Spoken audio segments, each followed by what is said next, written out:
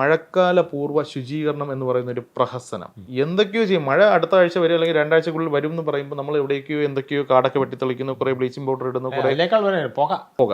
നിങ്ങൾക്ക് ആസ്മ രോഗിയാകാനായിട്ട് ഏറ്റവും എളുപ്പമുള്ളത് ഈ പുകയാണ്. ഞങ്ങളുടെ റെസിഡൻസ് സ്റ്റേഷൻകാരെല്ലാം സാർ ആ പുക ഞങ്ങൾക്ക് കൂടെ കുറച്ച് വേണം. ഞാൻ പറയും ഇവിടെ മണ്ടന്മാരെ, ഇത് നിങ്ങൾ നിത്യ രോഗിയായി പോയി ഈ പുക ശ്വസിച്ച് കഴിഞ്ഞാൽ കൊതുകിന് ഓടണമെന്നുണ്ടെങ്കിൽ നിങ്ങൾ ഓടും. കൊതുക് ഇത് ശ്വസിച്ച് ചത്തു വീഴുകയോ ഓടുകയോ ചെയ്യുമെങ്കിൽ തീർച്ചയായിട്ടും നിങ്ങളും ചത്തു വീഴുകയോ ഓടുകയോ. നിങ്ങളിപ്പോൾ ചാകത്തെന്ന് വെച്ചാൽ നിങ്ങൾക്ക് ഒരുപാട് കെമിക്കൽ ഇങ്ങനെ കയറി ഇതുള്ളതുകൊണ്ടാണ്. പക്ഷെ നിങ്ങളുടെ ശരീരത്തിൽ ക്യാൻസർ ഉണ്ടാകാനും ഉൾപ്പെടെ അല്ലെങ്കിൽ ആസ്മ ഉണ്ടാകാനും ഉൾപ്പെടെയുള്ള പറ്റിയ സാധനമാണ് ഈ ഫോഗിങ്. ഇത് ചെയ്യാൻ പാടില്ല.